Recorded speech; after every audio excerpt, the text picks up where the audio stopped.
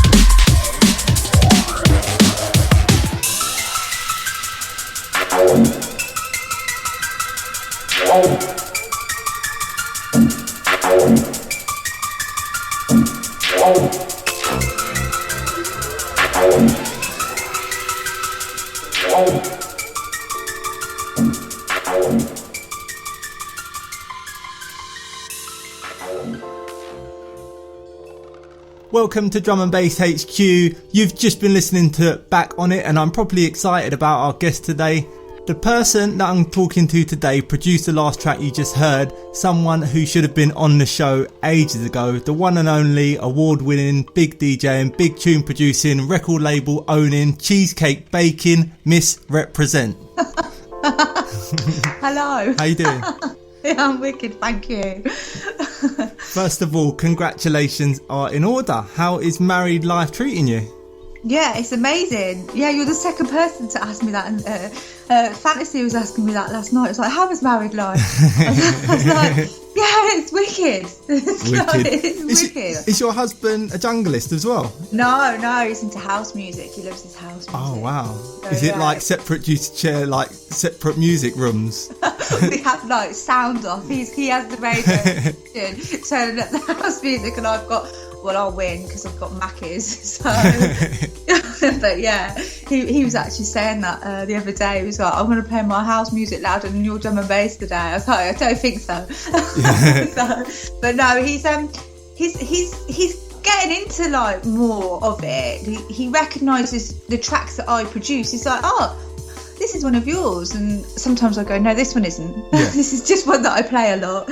But no, he's because obviously he hears me producing in the studio. Yeah, as it being, on the side of the house. So no, it's really good. I actually kind of like slowly getting into a little bit more house, and he's getting into a bit more drum and bass. I know. What I wanted to ask you was, did you DJ at your own wedding? Yes, Did I you? did. Wicked. Had to be done because obviously a lot of his friends were into house music, chart music, and stuff like that. And I was quite surprised actually when we put all the drum and bass on it towards about 9-10 o'clock at night. Yeah. They were all obviously been drinking for quite a while. They were all shocking out to drum and bass. It was quite good actually. It was like a mini rave at the wedding, but had to be done. So I got I used to run nights in Banbury, Gloucester, Coventry and things like that, and I used to use the same guy for a sound system. So he came to the wedding because obviously I've known him for 10-15 years, and so he brought the sound system down, so we had a massive sound system in there. So yeah, it was really good. Oh, wicked. Now I'm feeling a little bit apprehensive interviewing you because you're a seasoned interviewer as well. You've interviewed a lot of people in the drum and bass scene. Your speciality is the ladies of D&B as well. So just for the people that don't know, who have you interviewed so far? Oh, well, I started doing interviews when I started doing radio back in about 2005. And I was interviewing DJ Fresh and Fabio, Jumping Jack Frost, and a lot of A-list artists back then. But yeah, I've been concentrating on the ladies more recently, mainly to showcase the amount of women that are around. Yeah. And also because Schoombab, who was from Austria, she's quite a well-known a European female DJ. She used to have like a massive list of like women in drum and bass, and I think the website's not any longer existing and things. I thought, oh my god, where's all our ladies kind of list gone? So I kind of like wanted to try to build that back up again. Which is going to take a long time. Yeah. So I've done 10 ladies this year, so about one a month. Yeah. So and I've got another 3 coming up in the next month and a half. Oh, cool. I've got Rachel EC, Lady MC. Yeah. I love Lady MC. I mean, I've worked with Lady MC for years. I used to do radio back with her 10 years ago. Yeah. So I love her as well. Yeah, great girl. I did some stuff with her and Robin Chaos for some like school talk about women in drum and bass. That was Canterbury, God, 11, 12 years ago. So yeah, it's good to kind of like catch up back with her again. And I've got a few other ladies. I think Holly Kisscut coming up. But yeah, I'm trying to expand women from different parts of the world. Yeah. And I'm trying to get the ladies to nominate another lady. So try and get them to kind of like encourage who they know and other women, so it branches out a bit more. Yeah, definitely. Yeah, but my favourite altogether was probably DJ Fresh, like interviewing him. Yeah. I mean, I was like starstruck. I got loads of tracks on vinyl by him. He's a real big inspiration, but it was before he kind of broke commercially when I interviewed him, so he was still very much a big part of the underground drum and bass scene. And because he used to do a lot of Dogs on Acid, didn't he? Stuff. Yeah. He ran, well, he still does, run Breakbeat Chaos. Yeah. Obviously, he brought Pendulum through. Yeah. So he had a massive part, of our underground scene. So at that point, before he broke commercially, I got to interview him and what was going on. So he's always been inspiring to me, and his back catalogue's amazing. So he was a really interesting person to interview. And then ladies-wise was probably Jenna G. She's really interesting and really professional, and she's done a lot. I know, she's so amazing. I mean, even the new stuff is even another level. The stuff with Submorphics, the Divine EP I love it. Yeah, great talent. I mean, she doesn't just sound good in the studio, she sounds good live. Yeah. And for a woman to be able to branch out like that, well, a man, but regardless of a woman, but to do that and do what she's done is astounding. So yeah, I'm really proud of her. Yeah, definitely. Now, your interviews, where can they be found? Well, the Ladies of Drum and Bass series is up on DNBmusic.com with a Z. So it was kind of like a feature that I spoke to the website owners about, and they were like, let's do this, let's do it. It's an exclusive feature, so we're doing that, and it's doing really well. I mean, people find it really interesting. So getting some good feedback from it. Definitely, man. I know you just launched your brand new website, Missrepresent.com. It's looking amazing. I've been having a browse through it. For the listeners, what can they expect on the new site? Well, everything I've done in the last 15 years. Yeah. So it's taken 8 months to build because it was built on Drupal. So there was a lot of like unique modules and editing that needed to go on there because I wanted to keep the same format as my old website, but as a newer, fresher look. And it's also mobile responsive. It's all the new technology that's coming in now. Yeah. So it took 8 months to do. It took 4 days just to upload the flyers I've been on. I know, it's like never ending. There's so many. Yeah, they're quite some good names that I've played with over the years. But it was really nice because you don't tend to look back over things very often, and I was obviously having to upload them all individually because of the way that we built the site. We couldn't just zip it and upload it, so I individually had to put them all up. It was quite nostalgic going through some of them. But I've got my mixes on there. I've got my press stuff, so all of the interviews, all of the magazines that I've been interviewed on, like DJ Mag or Dogs on Acid interviews or Knowledge magazine stuff. So there's like all the kind of stuff that I've done, and then all the stuff that's coming forward. My diary. I know, it's amazing. But speaking of your diary and places where you've DJed, where is your number one spot to DJ that you could call home, where you love to go regularly? Well, back 10 years ago, it would have been the Brunel Rooms. It's changed name now, but that's in Swindon. It had like a revolving bar, and I was there every other weekend. I mean, I even had all the door key codes that all the managers. I was always in and out of there, and I played at the High Rollers nights, and I also played for the Bedlam nights there, and then I also played for like the resident club nights there that they did. So I was pretty much living in the so that was like my home from home, and I used to love it there. And then obviously when I moved across country a bit more, I think now it would be Bristol Sounds. I'm kind of a resident on rotation for Bristol Sounds. I love it there. I mean, the sound system, the people, the vibe is always wicked, and it's like a little underground cave with a really good intense feel to it. Those are probably the 2 places in England where I feel at home. Speaking of other places across the world, these are the things that I didn't know until I started doing a bit more research. I knew some of the places, but I didn't know how many. Chicago, Denver, Reno, Rome, Italy, Canary Islands, Denmark, Germany. I'm gonna stop. But the list really goes on. The countries you've been to are amazing. Like, what's your number one ever gig or place that you've been to that just blew you away? I've been really lucky. I mean, Korea, flying to Korea and going and playing in Korea was one hell of a experience, just because of their completely different culture. I'd visited Thailand on holiday, but to go and DJ somewhere like in Korea was just astounding. And then they flew me over to Taiwan to play there as well, which was just crazy. So thoroughly enjoyed that. But the best gig, which always, I always look back at the photos and even think, wow, now, is I headlined an event in La Palma, which is just off the coast of Tenerife. It was in a car park, and it was like their yearly kind of music festival thing that goes on there. And I kind of got there and I looked at the car park, and they were setting a sound system up, and I was like, okay. I was expecting 500-600 people. I went back to my hotel room, fell asleep. Promoters knocking on the door.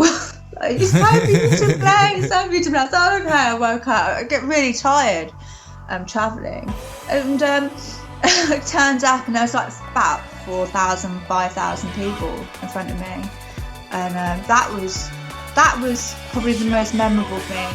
And I've never ever thought, a gig's just going to be a gig. You don't know how many people are going to be there, but to have that many people in front of you couldn't see to the back of the crowd.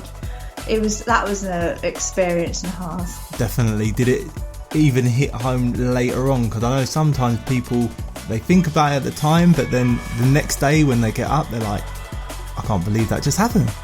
I don't think it was until I got home, and then obviously the promoters send me all the photographs. And then there's pictures of yourself in front of like 4,500 people, and you've headlined that event. It wasn't until I got home and it hit me. I was like, wow, that was pretty good. That was epic. Because I was playing 600 to 1,000 to 2,000 people, but when you start jumping to 4,500, 5,000 people, Like it's a lot, and having that amount of people dancing and vibing in front of you, it's sort of like an energy, you know. It's like it's a lovely kind of vibing energy, and the weather was warm, and it was, you know, it's a nice place. I mean, it was really picturesque. You've got the mountains behind you from La Palma, and you know, things like that. So yeah, I do think I was supposed to play in Puerto Rico this summer, along with a couple of other festivals that I had to cancel due to sickness. So I'm sure there's going to be many, but some of the ones that I've played, I think, they do stick in your head. This brings me on nicely to my next question about a little something that's going to be coming along soon. So you've got a baby on the way, right? I have, a little girl. We found out it's going to be a little girl. Wow. Yeah. When's she due? February. Not the 6th of February, is she? About a week and a half later. Oh, right. But I've got gigs right up until when I'm due and after I'm due. I'm supposed to be in Dublin at the end of February. But to be honest, the promoters have been brilliant. Yeah. They know that, you know, if you're going to be having a baby, then there's nothing you can do. It's something if you're going to be in labour. Yeah. But the promoter in Dublin, she's booked DJ Rap, and we're going to be flying over.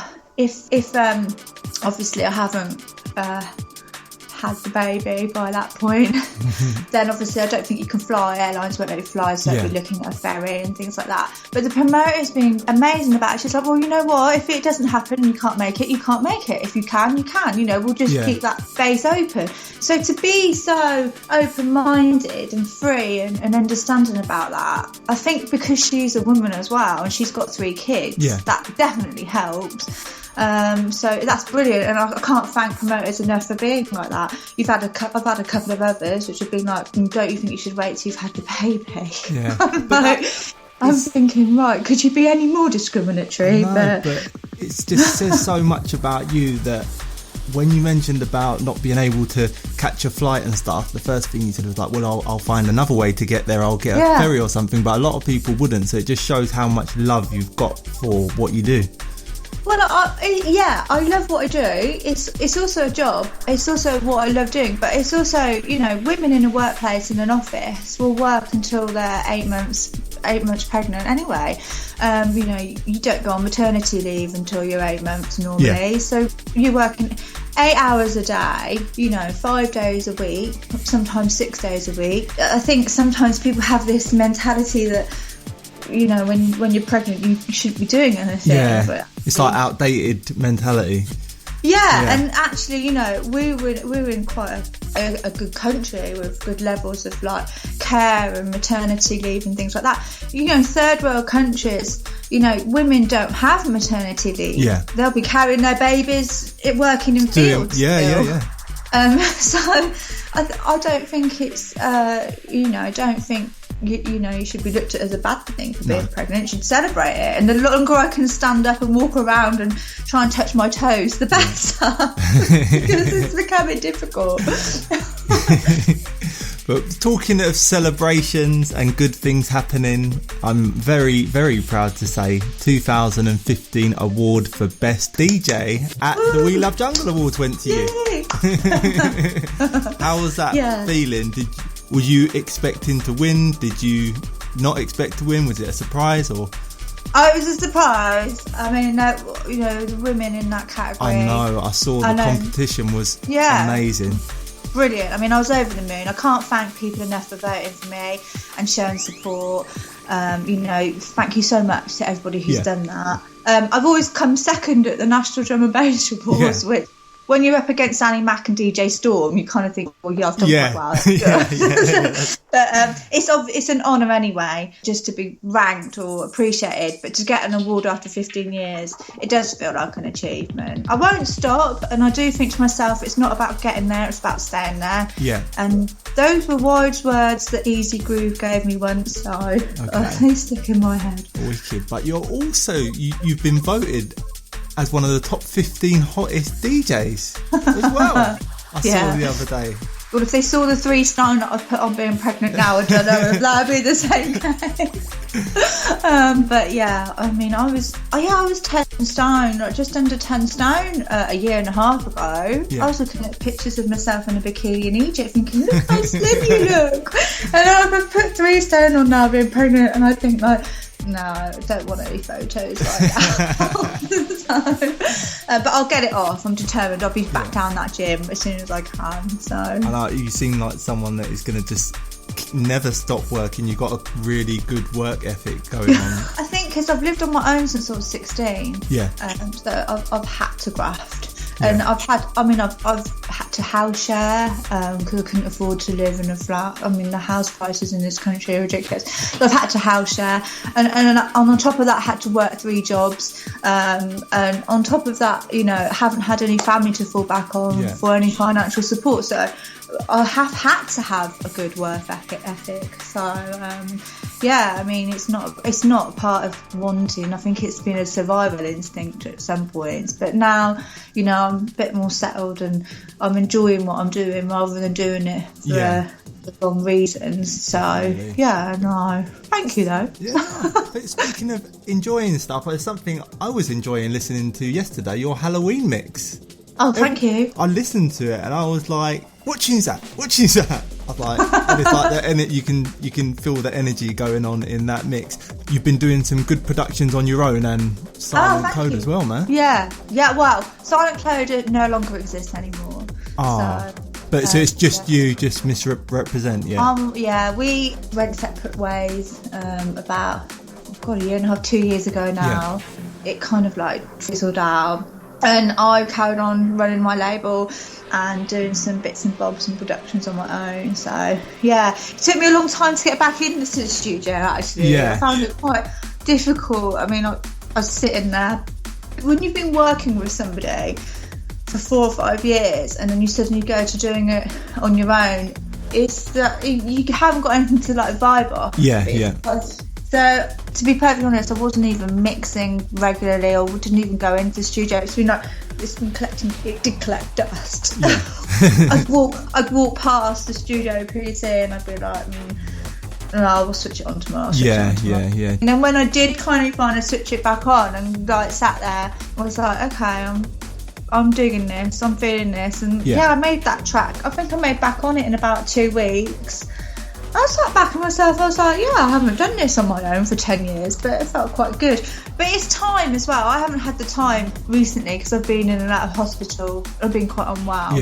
Because the pregnancy hasn't been quite easy. I've had a condition called hyperemesis gravidarum, which is an extreme form of morning sickness. I've been constantly ill. Had to go into hospital and have injections to stop me from being sick and things like that. Did you have a drip and everything for your dehydration and stuff like that? Really dehydrated. Had ketones and things like that, which was pretty worrying. So of course sitting at a computer and doing things hasn't been on my priority list, but I'm feeling a lot better now, so back on it. Oh no, that is good. I mean, one of my favourite tunes of all time is Spiritual Aura, and you did the remix, official remix for that, man. How did that come about? So we'd remixed SS's Black for Formation Records, and we'd already done like an official Snoop Dogg remix with Charlotte Devaney. So we were fairly trusted at that time to do remixes. So we were working for Rap on her EPs. We were doing some mastering work and some mixing work. And, we'd done a couple of her tracks for her on other projects. So it was more of a sitting there going, well, if you don't ask, we're not going to get. So I kind of approached her, put it to her, and I said, look, can you just let us have a go at remixing it? If you don't like it, don't use it, just see how it is. And she was like, yeah, okay. I think she was a little bit apprehensive, but she was more apprehensive because she doesn't let anyone touch her music. She's quite protective over it, which is understandable because I'd be exactly the same. But she loved it, luckily, and she was so pleased. And I was like, woo, yay! I was like really happy as well. So it really was an honour to do that. So I will always be grateful to her for giving us that opportunity. So, but it was we were working quite closely with her at the time anyway. So I think it was just a right place at the right time. Yeah, definitely. Actually, I'm going to play it now.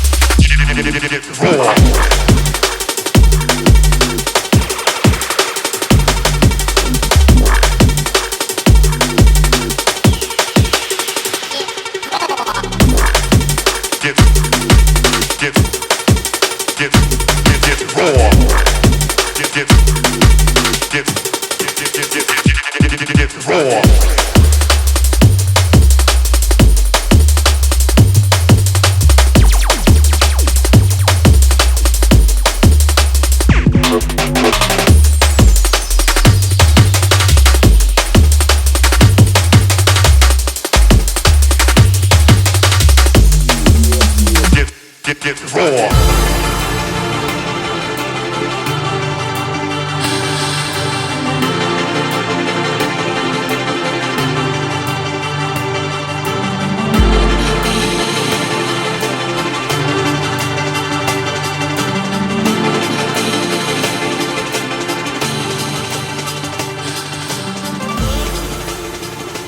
You also own Slice Note record label. How's that going at the moment? Have you got big plans for signing new artists at the moment, or? Yeah, I'm really lucky. I mean, I get sent so much unsigned music. Yeah. It's unbelievable. And I think it's because I've always pushed unsigned music. I've always done my videos, top fives and mixes with Yeah. like, oh, this is unsigned. So people send me a lot of their unsigned tracks, so they know that.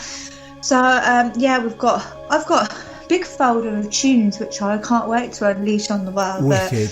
But I've also got good artists on the label at the moment. Bass Cadets, Freedom, Project. Project's wicked. He's a really good lad. Bass Cadets, Northampton lads, astounding, really good attitudes. Freedom, he's down south a bit further. You know, again, great attitude. And to have people listen and understand and want to work with you and not stress you out is a great thing. We've taken a little bit of a break from Slice Note recordings over the summer, obviously because I'm being a bit unwell, but also because we've got a new website that's going to be going up. So we've got my new website that's all gone up and launched. That's all done, dusted. Now we're kind of using the same format, going to take it over to the new Slice Note recordings website. Yeah. So when that launches, I hopefully will have the next 2 or 3 scheduled releases with the website launch. Yeah. So Wicked. it's going to be like looking professional and sweet at the same time. And I always think, you know, good things come to those who wait. But good music doesn't have like a time on it, you know, like whether or not these tracks were made 5 months ago or 2 years ago. A good tune is a good tune. Yeah, definitely. Funnily enough, there's something I'll get onto a bit later, but Renegade Hardware is obviously closing its doors next year, and I was just going through some Renegade Hardware music and I did this short mix, and you wouldn't know whether one of the tunes was made 10 years, 5 years, 2 years. You can't tell. I listened to it this morning and I was like, that tune's like 8 years old, and this one was made like 6 months ago, but you can't tell. So it's amazing. Yeah, timeless. Yeah, they are. And, you know, I mean, I've got so much hardware vinyl in my collection, like the old Loxy and Dylan stuff. And I remember playing the School of Hard Knocks album until I wore my vinyl cartridge needles out, you know. Yeah.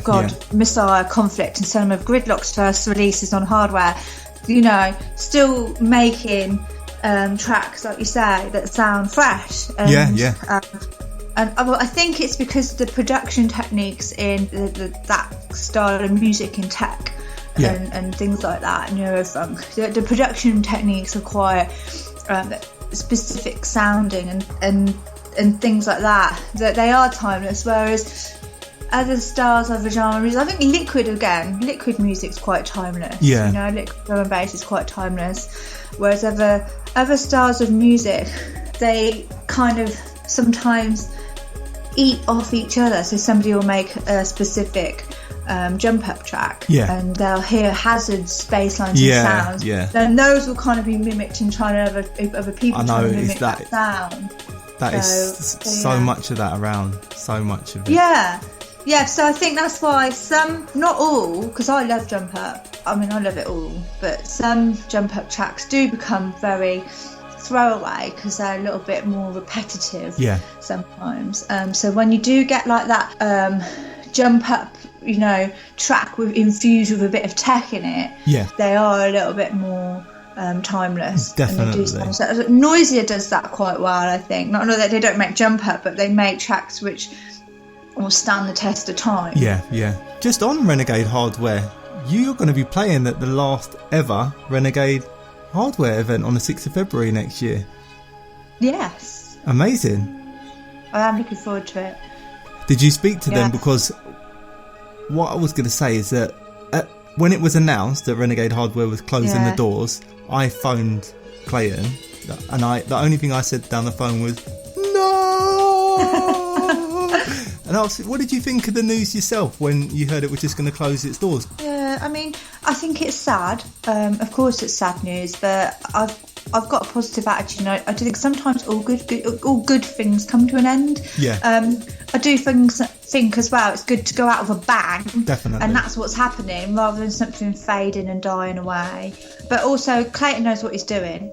Yeah. He's been a big part of the drum and bass scene for years, and he's got such a big personality in himself. Yeah. So I think, he's such a big part of the scene, and it's his label, it's his decision. You've got to respect what he's doing with, his baby to a certain extent. Definitely. A lot of people are obviously, no, can't you sell it?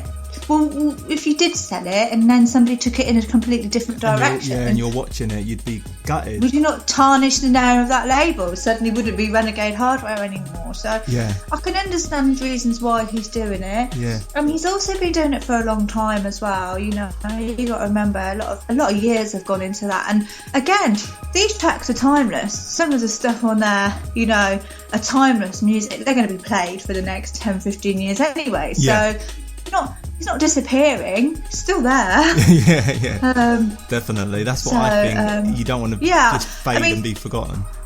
I respect his decision. I support what he's doing. It's his label. People might not understand how difficult it is running a label this day and age anyway. Yeah. So he's done his bit, and I don't think he'll be going anywhere. He'll still be around. Definitely. I still think there's a lot to be said for what he's doing.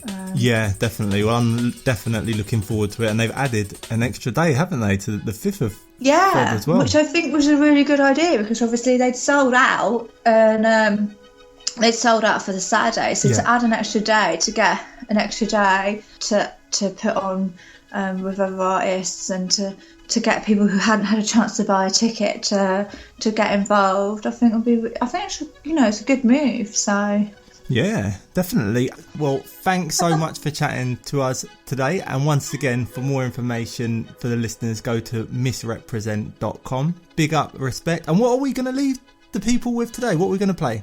We're going to play something a little bit more techie, a track that I made as Silent Code, but it's called Fear Silence. And also, people get the chance to go and check out the video, because I made the actual video to it as well. It's really spooky, and as it's coming up to Halloween, I like all that eerie kind of stuff. And I love video editing and video production as well. Yes, me too. Yeah, so it'd be cool if people go and check that out. So, and I hope you guys will enjoy it, and thank you to everyone for their continued love and support. It's really appreciated. Brilliant, thanks.